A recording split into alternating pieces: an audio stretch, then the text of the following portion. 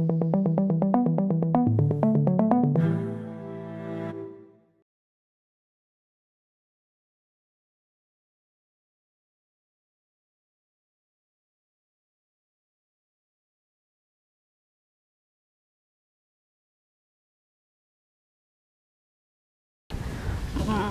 à tous, merci d'être venus assister à ma soutenance.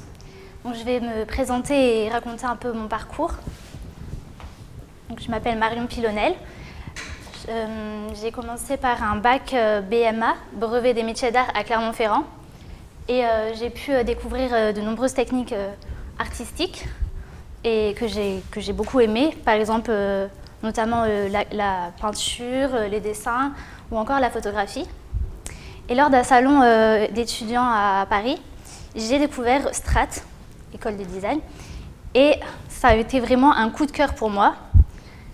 Et du coup, c'était la suite logique de mon parcours. Donc j'ai postulé à Strat en première année et j'ai été acceptée. Et par la suite, je suis rentrée en identité en troisième année. Et du coup, j'ai pu perfectionner et améliorer mes connaissances graphiques et artistiques. Donc, je vais vous présenter mon projet qui va se dérouler en 4 temps. Donc, dans un premier temps, le mémoire qui m'a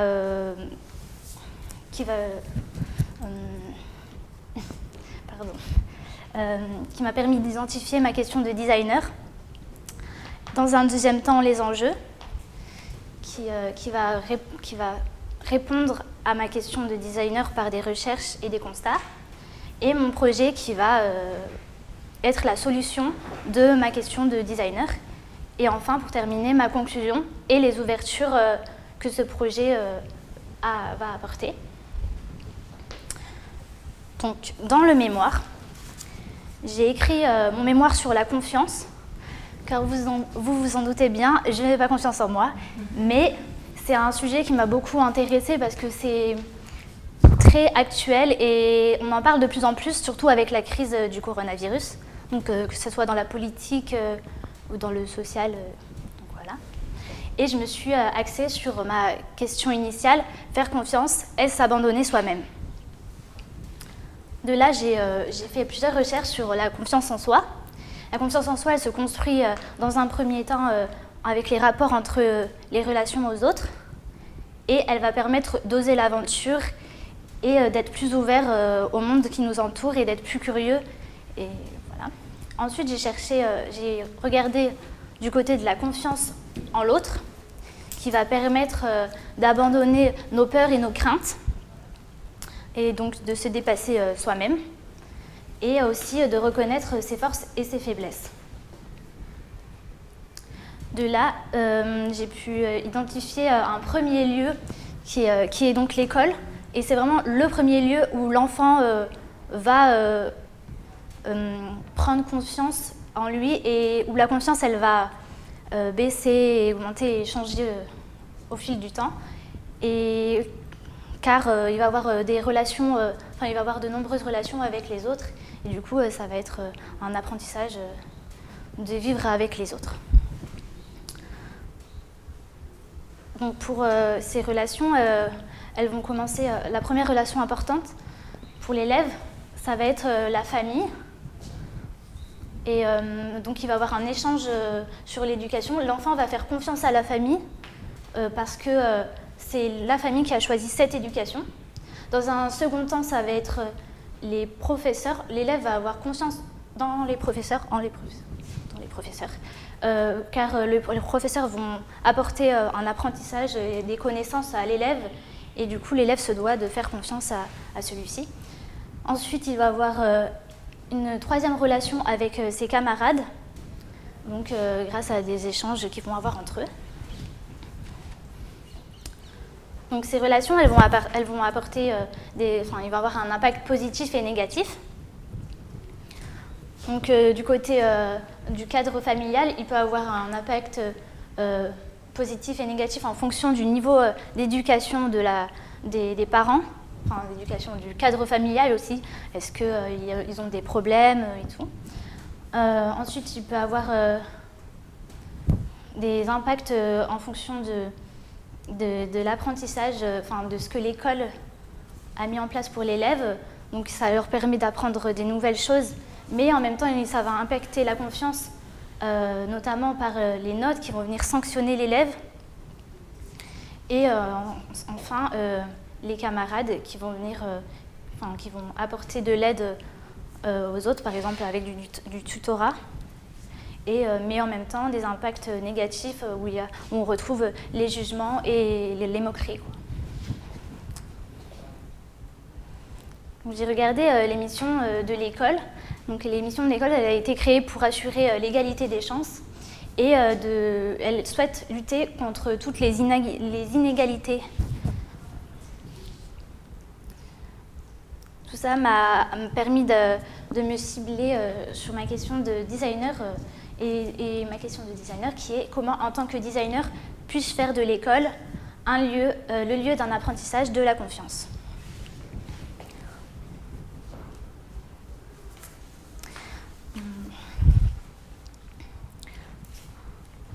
Là, de tous ces constats, de tous ces constats et recherches, durant mon mémoire, j'ai pu regarder les différents lieux d'apprentissage de la confiance et où la confiance va être brisée et va être brisée durant l'enfance. Donc de 0 à 6 ans, l'enfant il va construire sa personnalité et va développer des caractéristiques humaines, par exemple marcher ou parler. Ensuite, de 6 à 10 ans, il va se raisonner, se questionner pour se construire.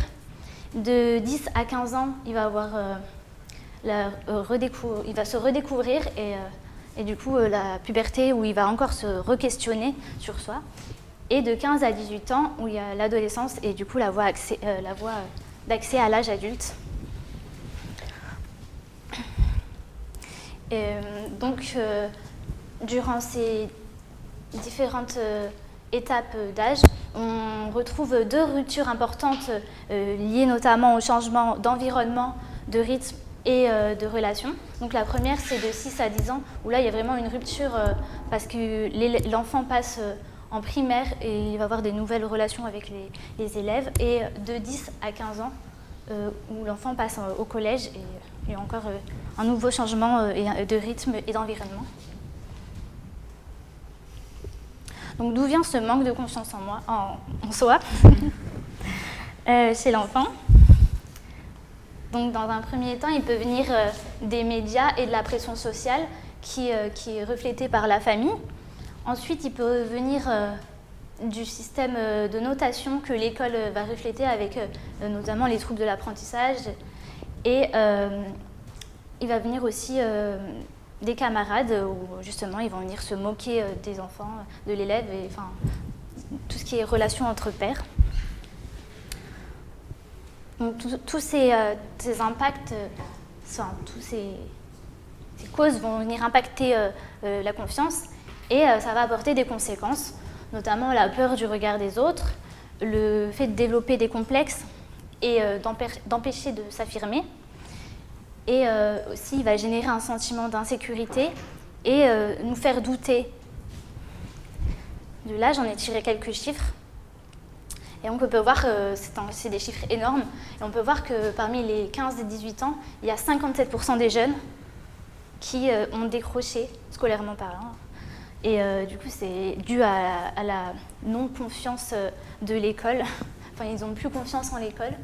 En gros, et du coup, il va avoir un décrochage à cet âge.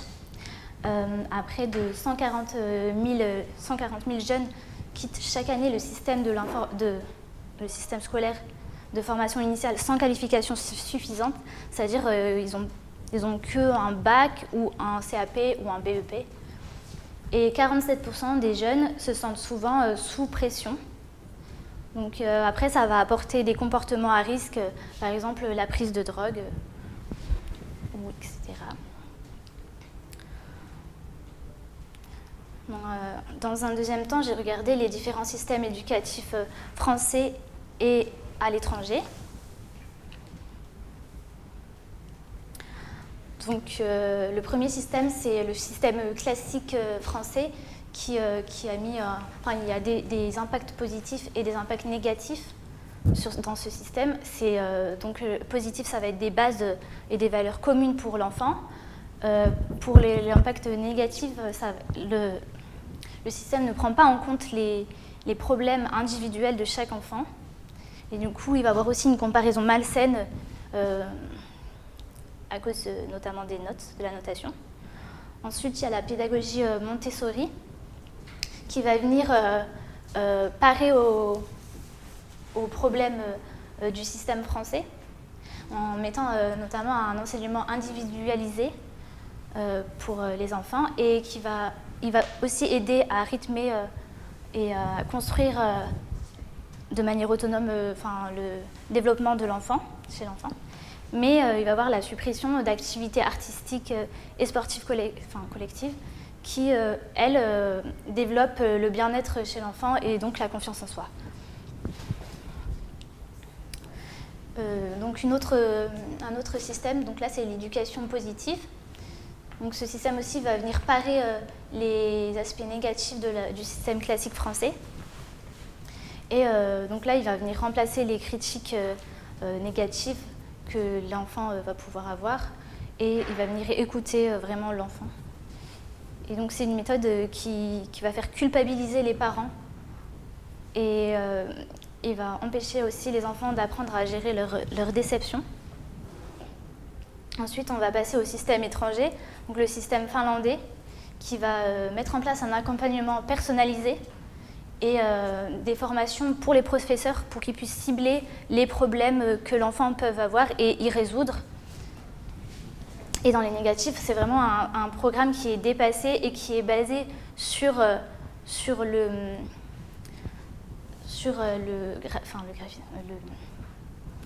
PISA en fait, et parce que le système finlandais c'est un des meilleurs systèmes, mais il est vraiment que basé sur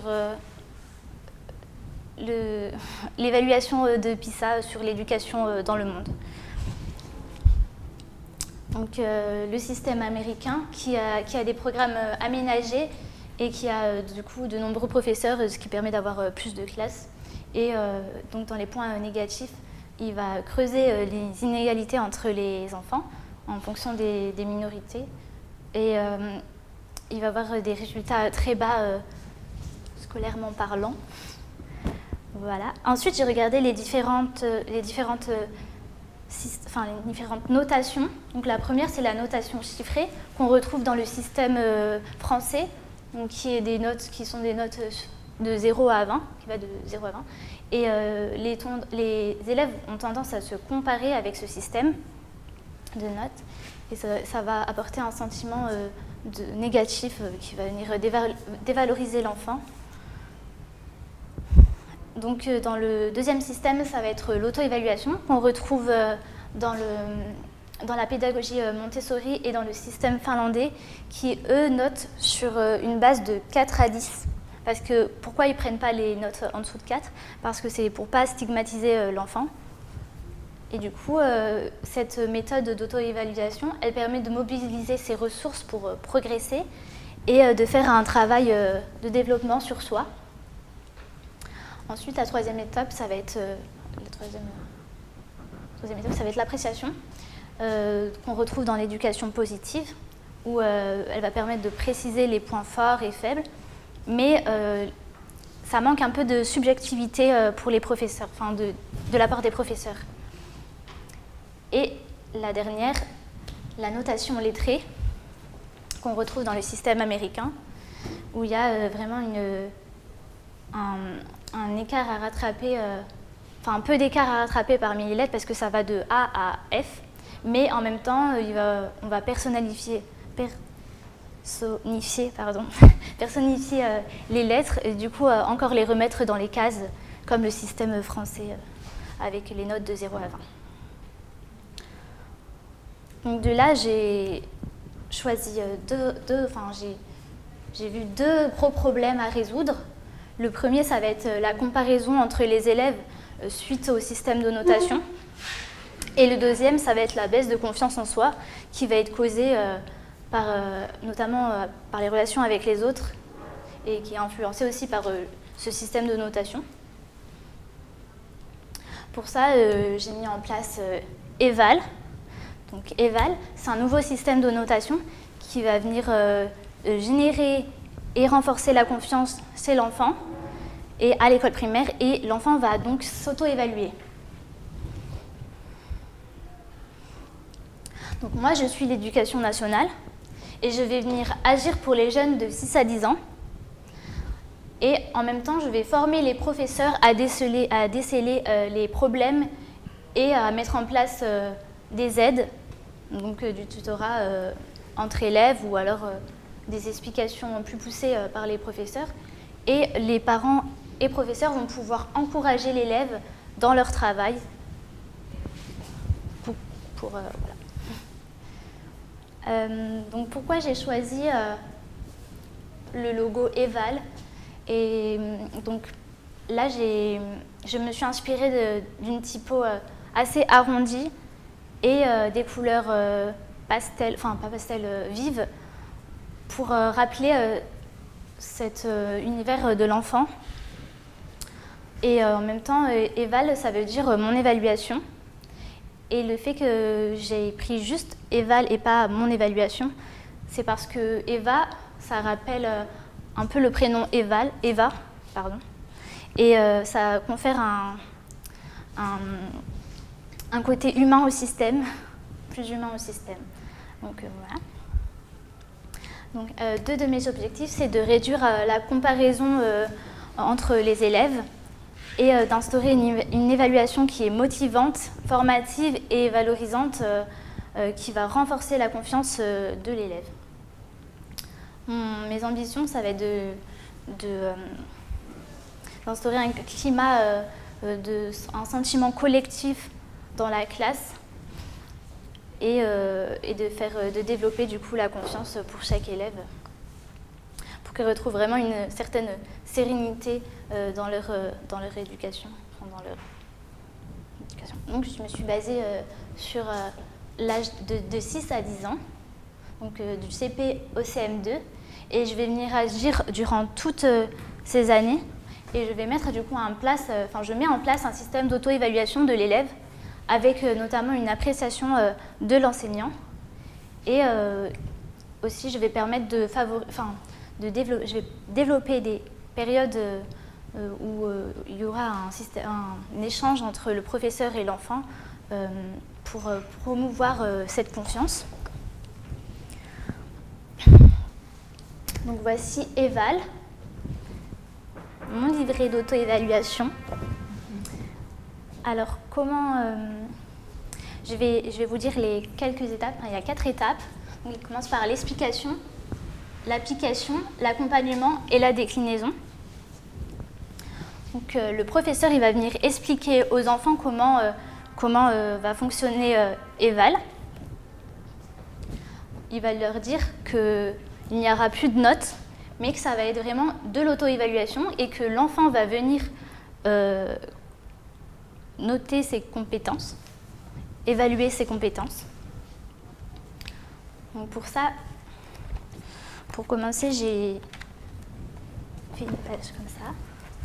Donc là, l'enfant va venir évaluer sa confiance, comment il va se sentir au début du semestre. Et plus il va se sentir bien, plus gros sera l'ours à colorier. Et plus il se sentira moins bien, plus petit l'ours, il devra colorier le plus petit ours. Voilà. Ensuite, donc, comment marche le système d'auto-évaluation? Donc l'enfant va venir coller son sticker dans une première case lors de sa première évaluation ou exercice qu'il aura réussi ou pas. Et il va mettre son sticker dans la première case. Et là, ça sera la deuxième case pour la note obtenue dans la prochaine évaluation qu'il fera. Et il va venir verbaliser cette note pour savoir pourquoi, par exemple, il s'est mis cette tortue ou alors pourquoi il s'est mis cet éléphant. Et du coup, l'enfant va vraiment verbaliser la note. Donc, pour les CP, ça va être les professeurs qui vont écrire parce qu'ils ne savent pas encore écrire. Donc voilà. Et on retrouve aussi un système, le même système pour les professeurs qui vont eux aussi venir mettre une appréciation pour l'enfant, à l'enfant, et ils vont venir verbaliser aussi cette note. Et donc tout ça, c'est des compétences à valider. Et ces compétences, il y en a à peu près une vingtaine, entre 15 et 20 par semestre à valider. Du coup j'ai fait 2 semestres dans mon livret. Voilà. Et aussi, donc vous avez vu, il y a des stickers. Donc on va les retrouver vraiment à la fin du carnet, où il y aura vraiment des pages de stickers pour que l'enfant puisse aller chercher son sticker et le coller dans sa case. Donc pourquoi j'ai choisi déjà ces animaux? Pourquoi le lion, l'éléphant, la tortue et la girafe? Premièrement parce que le lion c'est le roi et du coup, ça veut dire pour moi super, donc c'est un très bon travail. Ensuite l'éléphant parce qu'il est intelligent et l'appréciation ça veut dire bien jouer. Et la tortue parce qu'elle est lente et l'appréciation ça serait j'y suis presque. Et ensuite pourquoi la girafe? Parce qu'elle a la tête en l'air et qu'elle est grande, du coup, c'est la tête en l'air. Voilà. Après, ces animaux, ils représentent des barreaux. Ça va être sur une échelle de 8 à 10 pour le lion, de 5 à 7 pour l'éléphant et 4 pour la tortue, parce qu'il faut quand même mettre une note pour les enseignants pour avoir une moyenne à peu près. Et donc, on retrouve les différents autocollants en fonction des classes parce que ça va être des autocollants évolutifs. Donc, je vous fais passer les autocollants. Donc là, c'est pour le CP, pardon. Celle-là, c'est pour ceux-là, c'est pour les CE1 et CE2.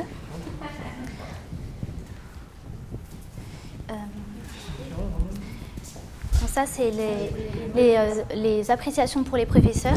Et je vous en donne une autre aussi.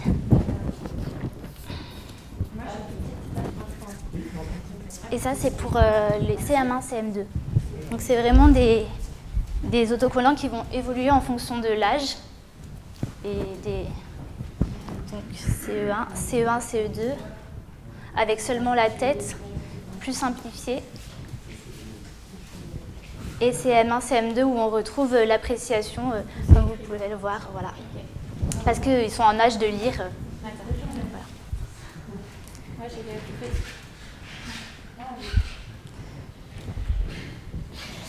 donc après ça, j'ai mis en place un accompagnement pour les parents et les élèves. Et donc, il y aura un site internet où les parents vont pouvoir avec les élèves faire des exercices. Par exemple, si l'élève a reçu s'il s'est mis une girafe parce qu'il a trouvé que pendant son évaluation, il a été tête en l'air, et ben, il va pouvoir cliquer sur la girafe et ça va lui proposer des exercices de concentration ou justement d'autres exercices comme des exercices de méditation pour essayer d'arrêter, de casser ce fait d'être moins tête en l'air et d'éviter de s'éparpiller. Et tout ça, ça va permettre aux professeurs de voir des efforts que les enfants vont pouvoir faire via ces exercices. Et en même temps, ça permet d'impliquer les parents dans l'éducation de l'élève. Donc mon carnet, ça va être un carnet où il va y avoir toutes les classes dans ce carnet parce que ce livret va accompagner l'enfant de 6 à 10 ans. Et du coup, si l'enfant va déménager par exemple, l'étudiant ne va pas être perdu car il va voir toute l'évolution de l'enfant avec les notations qu'il a eues avant et tout. Du coup, c'est un carnet qui va évoluer en fonction de l'âge et du coup, les dessins vont évoluer, ils vont plus grandir en fonction de l'âge. Et on retrouve toujours ce même système d'auto-évaluation où l'enfant va venir coller son stickers et les professeurs avec une appréciation aussi. Donc pour conclure, ce livret il va permettre de faire prendre conscience de ses forces et de ses faiblesses et de favoriser l'éveil de l'enfant et de renforcer la confiance qu'il aura perdue. Et avec ce suivi, on va pouvoir détecter les problèmes et y résoudre et y remédier en mettant en place des systèmes comme le tutorat ou alors les exercices maison, les exercices sur le site internet que je vous ai proposé. Et pour ça, pour mon ouverture, j'aimerais pouvoir le tester. Je voudrais fortement le tester dans la classe de CM2 à l'école André Masson dans l'Oise. En fait, cette institutrice, elle m'a beaucoup aidée sur mon livret et elle m'a permis de voir ce qu'il fallait mettre ou pas comme appréciation ou comme juste comme appréciation pour les enfants. Et du coup, j'ai vraiment évolué avec elle sur ce livret. Donc, il a été pensé pour les enfants. Et aussi, j'aimerais développer mieux le site internet avec plus d'exercices et apporter aussi une transition de passage du CM2 à la 6e en mettant plus en place le système de livret, mais un système de notation sur internet, sur un site internet, sur une plateforme qui est plus adapté à l'âge de l'enfant au collège. Merci.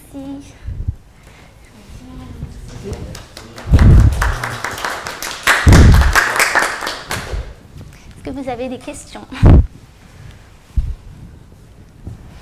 Déjà, merci beaucoup. J'étais super curieuse de découvrir ton projet après avoir lu ton mémoire. C'était super intéressant. Et justement, j'allais te demander si tu avais pu le confronter avec une institutrice, ce qui est le cas. Ouais. Et donc, je voulais savoir un peu comment tu t'y étais pris avec elle. Rapidement, brièvement, mais des premiers échanges à ce que tu nous présentes là, comment tu as fonctionné avec elle pour pouvoir avancer dans ton projet? Déjà, j'ai commencé par mon projet, comment je le voyais et je lui ai montré un peu mes étapes et je lui ai envoyé aussi les appréciations que j'avais mis en place au début. Et c'est là qu'elle m'a dit, là, ça va pas trop pour les enfants, c'est trop négatif ou évite de parler de notation, mais plus d'évaluation ou de barreaux. Et aussi, elle m'a beaucoup aidée sur... je lui ai posé plein de questions sur les notations, comment ça se passait. Est-ce que c'était sur un trimestre ou un semestre, du coup? Combien d'évaluations il y avait et tout.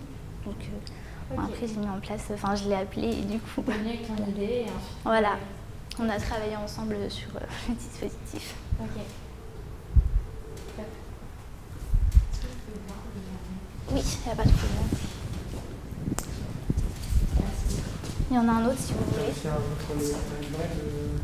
Là, c'est le brand book si vous voulez voir. Le brand book de ma marque.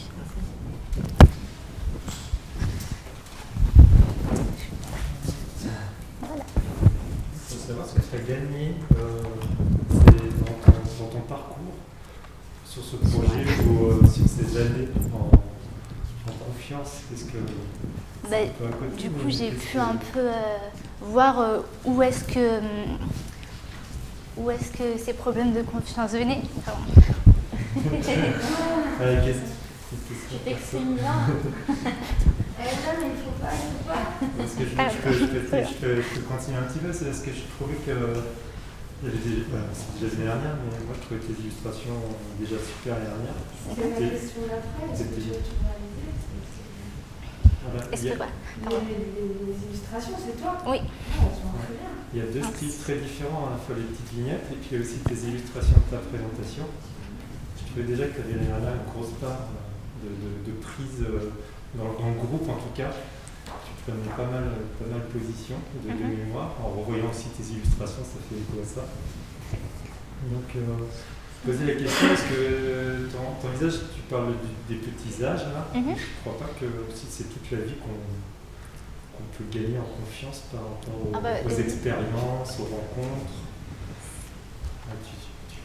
Là, j'ai ciblé, pour les enfants, mais après, ça peut s'ouvrir sur le collège après, et après, forcément, ça va influencer durant toute notre vie sur la confiance.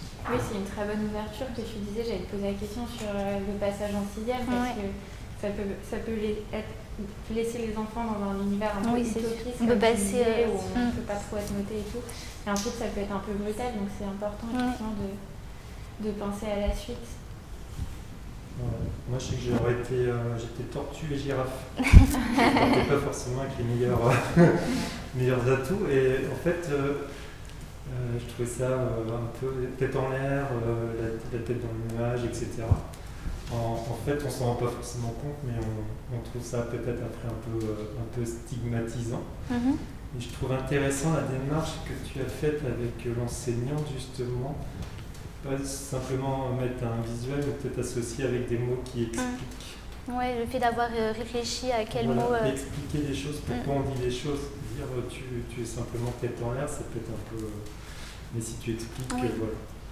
Et peut-être que si on est une tortue, on ne deviendra jamais un lion, mais c'est pour ça que... Avec ce qu'on est, mais garder des explications tout au long du parcours.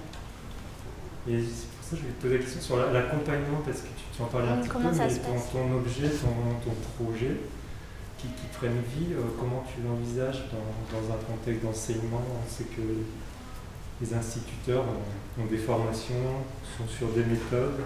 Oui, et justement, ils vont pouvoir aller sur le site du gouvernement, donc www.eval.gouv.fr, et ils vont pouvoir retrouver l'explication du système avec des témoignages des professeurs et des parents, comment s'est déroulée cette nouvelle méthode.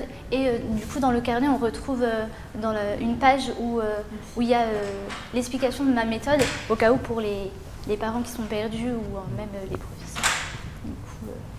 Justement, tu parles des parents, tu t'envisages un point entre l'enseignant et le parent, des moments de rencontre, de développement, ça reste pas juste dans l'école. Est-ce que la confiance ne vient pas aussi de l'histoire familiale ou du milieu social Oui, mais on ne peut pas trop non plus y toucher. Enfin, l'histoire familiale, c'est vraiment chacun a son histoire. Du coup, tu ne peux pas trop venir agir ici, mais mettre en place d'autres projets, mettre en place le livret pour apporter de la confiance, même malgré les choses familiales qu'il y a. Moi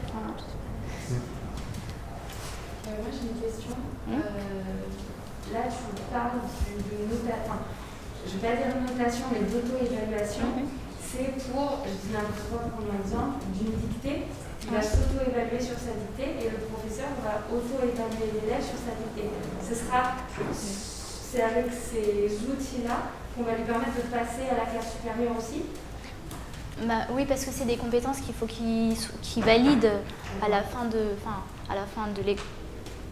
l'année, mais après, s'il a une tortue par exemple, on va pouvoir retravailler dans les classes d'après l'exercice où il a eu du mal et justement mettre en place le système de tutorat entre les élèves. À l'éléphant, on considère qu'il a progressé et donc de pouvoir passer à la classe supérieure. Et du coup, ça va lui permettre de vraiment prendre confiance en lui, le fait de passer de la tortue à l'éléphant ou alors de l'éléphant au lieu. Est-ce que tu as quelque chose sur la forme de ton Eva, qu'est-ce que tu vois dans ce signe? Si tu prends juste cette forme. Alors, moi je voyais un bonhomme, mais je ne sais pas si tout le monde le voit. Non, je trouve que ça colle bien. Voilà. Quelque chose, je ne sais pas ce que tu vois. C'est maternant. Un 3. Bizarrement, je pense à une note, mais je vois un 3. Oui, aussi. Mais il ne faut pas, j'imagine. Ça faisait penser au signe japonais aussi sur l'homme, voilà, les choses. Puis le côté, c'est maternant comme ça, ce personnage un peu enveloppant. Moi je vois une maman. Oui, presque, oui. Une personne. Comme tu le notais avec le... le mot Eve, un peu, justement. Ah si, je voulais rajouter aussi, s'il manque des stickers à la fin, on peut retrouver du coup des rouleaux de stickers. Le professeur aura vraiment pour lui des rouleaux de stickers qu'il va pouvoir donner si vraiment plus de stickers à la fin du livret. C'est quoi? On peut avoir la page d'évaluation de l'année, s'il te plaît. Ouais. C'est ça. Donc en fait, le premier sticker, c'est la note Il a fait l'exercice. l'élève. Et la note souhaitée, du coup, c'est quoi exactement? En fait, en général, on peut refaire l'exercice, ou alors l'évaluation. Bon, l'évaluation un peu moins, mais l'exercice au moins. Et il peut voir des améliorations durant cet exercice et du coup va pouvoir mettre un autre sticker s'il veut s'améliorer. D'accord. Ce qui est intéressant, c'est cet objet-là, quand je l'ai vu, je me suis pensé au carnet de correspondance. Mais le carnet de correspondance, c'est toujours le professeur qui va parler aux parents. On le ramène à la maison et on n'a toujours pas à le montrer. Voilà. Tandis que là, on a l'impression que la personne qui est jugée, notée, évaluée a son mot à dire. Et on a l'impression que la notion de la confiance pour toi passe par le dialogue, l'échange, l'explication, le regard pour répondre. Mais c'est ce que j'ai vu dans mon mémoire, du coup, c'est vraiment à double sens. On se construit par voilà, avec les autres et en même temps, ouais. Et pas juste se faire. Donc là, l'élève, il s'est sous-évalué, si j'ai bien compris, par exemple, c'est l'éléphant, la maîtresse a considéré qu'il était lion. Là, c'est pas la maîtresse, là, c'est l'élève. Là, c'est vraiment le carré exprès pour l'élève. Et après, il y a une page, là, il y a vraiment. Donc voilà. En tout cas, moi j'ai apprécié, je trouve que c'est très touchant la manière dont tu te mets dans ce sujet-là. C'est sympa, c'est une vraie force. J'aime bien, il y a un truc super honnête quand tu parles, c'est un truc qu'il faut garder. T'es sincère avec ton sujet, c'est une vraie qualité. Après, moi j'ai honnêtement un petit doute sur ça parce que sur le principe des images, bon, je sais que ça existe, les enfants ils ont une double éducation, ils sont moitié japonais. Et il y a ce truc de petit badge à la fin d'un accomplissement. Qu'ils se donnent eux-mêmes? Non, pour le coup c'est l'instituteur qui donne ça. Donc il y a ce truc-là déjà qui existe, je sais que ça marche super bien chez eux. C'est un peu comme les images, le système d'images. Ils sont très visuels, mais alors je sais pas au final qu'est-ce qu'ils ont, j'en ai pas parlé avec eux, mais à mon avis ça n'exclut pas la comparaison, genre t'as vu, moi j'ai eu 2 lions, toi t'en as qu'un. Bon, certes, ça adoucit un peu la rudesse de la note et tout qu'on peut avoir, mais et puis d'ailleurs, je suis en train de penser que j'ai encore un enfant qui est encore en primaire. Il me semble qu'en France aussi maintenant, il y a cette notation, il y a de moins en moins de chiffres. Et c'est 2 lettres. En fait, c'est un système qui est assez compliqué. C'est MF, il y a genre moyen faible, moyen supérieur. C'est ce que m'expliquait l'enseignante. C'est ça, c'est accomplissement acquis. C'est relativement bien formulé en fait. Voilà, en cours d'acquisition. Ouais, mais je trouve que c'est bon. Moi, je Mais c'est ce que m'expliquait le professeur justement avec qui j'en parlais. Et en fait, au final, elle me dit, mais en fait, ça sert à rien parce que moi, de mon côté, je mets des 1, 1,5, 0,5 pour que ça soit plus facile et que je situe un peu si c'est validé ou pas. Du coup, ça revient au même que les notes. Donc, ce qui change réellement dans ce que tu proposes, c'est vraiment le côté auto-évaluation, en plus de cette partie imagée qui peut déjà exister. Et puis là, moi je retenais aussi la notion d'échange. Genre, je peux m'exprimer, je peux pas me justifier, c'est moi, c'est mon parcours. Verbaliser. Oui, et ça ne devient pas un objet qu'on veut éviter, mais quelque chose qui t'appartient. Et la professeure avec qui tu as échangé, elle était déjà un peu adepte de Montessori, tout ça? Ou tu Non, t'es pas du frottée à tout. quelqu'un de très Non, elle... conservateur, traditionnel Ouais. et tout? Ok, C'est très conservateur, oui, c'est ce qu'elle me disait, d'accord. mais pas du tout Montessori ni rien. D'accord. Et donc ça lui a plu, cette Oui. démarche, et c'est quelque chose qu'elle serait prête à essayer? Oui, oui. Ok. Et donc, tu serais contente de le faire avec elle? Ah, bien sûr. Ok. Puis de se sauver. En fait, j'étais censée le tester avant mon diplôme, mais avec le corona, c'est un peu compliqué. Oui. Du coup, j'ai pas pu vraiment... C'est déjà bien d'avoir fait la démarche d'aller contacter ceux qui pourraient l'utiliser. Ouais. Si elle est en valide, Je crois que Montessori, c'est pas gratuit non plus. Il faut avoir certains moyens pour pouvoir accéder à ce genre de... Si c'est quelque chose, tu l'envisages pour tous ou pour des gens qui ont beaucoup d'argent et qui ont les moyens de mettre leurs enfants dans les meilleures conditions? Non, moi je suis vraiment l'éducation nationale qui va mettre ça dans toutes les écoles publiques du coup. Super. Bravo en tout cas pour tout ce travail. Et top. Merci. J'en parlerai à ma sœur qui est maîtresse. Et elle est en Suisse.